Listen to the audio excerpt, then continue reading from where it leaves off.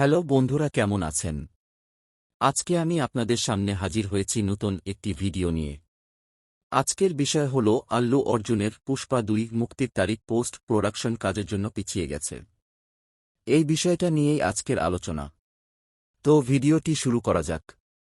২০২৪ সালের অন্যতম প্রতীক্ষিত সিনেমা পুষ্পা ২ দ্য রুলের মুক্তি পিছিয়ে গেছে। নির্মাতারা ঘোষণা করেছেন যে সিনেমাটি এখন ২০২৪ সালের ৬ ডিসেম্বর মুক্তি পাবে। আগে এটি ২০২৪ সালের ৫ আগস্ট মুক্তির কথা ছিল। আল্লু অর্জুন সোমবার ৭ জুন সামাজিক মাধ্যমে একটি নতুন পোস্টার সহ এই ঘোষণা দেন। আল্লু অর্জুন সন্ধ্যায় এক্স, পূর্বে টুইটার এ নতুন মুক্তির তারিখ ঘোষণা করেন। একটি পোস্টারে নিজেকে একটি শক্তিশালী অবতারে তরবারি কাঁধে নিয়ে দেখা গেছে। অভিনেতা ক্যাপশন দিয়েছেন যে পুষ্পা ২ সিনেমাটি ৬ ডিসেম্বর ২০২৪ আসবে। পুষ্পা ২ দ্য রুল এর নির্মাতারাও দেরির কারণ ব্যাখ্যা করে একটি পোস্ট শেয়ার করেছেন। Mitri movie মেকার্সের official x handle অনুযায়ী, পুষ্পা দ্য রাইস এর সাফল্যের পর তাদের দায়িত্ব অনেক বেড়ে গেছে এবং তারা বলেছেন যে তারা সিনেমাটি সম্পূর্ণ করতে এবং সময়মতো মুক্তি দেওয়ার জন্য নিরলস কাজ করছেন। বাকি শুটিং এবং পরবর্তী পোস্ট প্রোডাকশন কাজের কারণে আমরা ২০২৪ সালের ৫ আগস্ট সিনেমাটি মুক্তি দিতে পারছি না, পোস্টে যোগ করা হয়েছে। এই সিদ্ধান্তটি সিনেমা, দর্শক এবং সকল অংশীদারের সেরা স্বার্থে নেওয়া হয়েছে।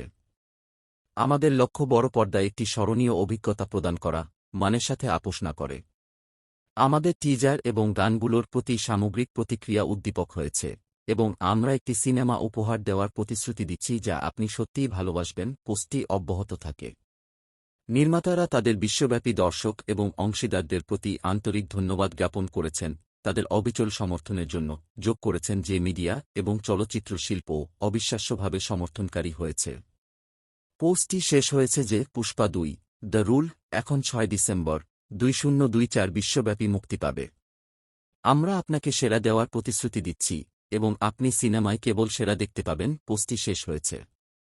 পুষ্পা ২ দ্য রুল ২০২১ সালের ব্লকবাস্টার পুষ্পা দ্য রাইজের সিকুয়েল। সিনেমাটিতে আল্লু অর্জুন, রশ্মিকা মন্দানা, ফাহাদ ফাসিল, জগদীশ প্রতাপ বান্দারি, জগপতি বাবু এবং প্রকাশ রাজ গুরুত্বপূর্ণ ভূমিকায় রয়েছেন।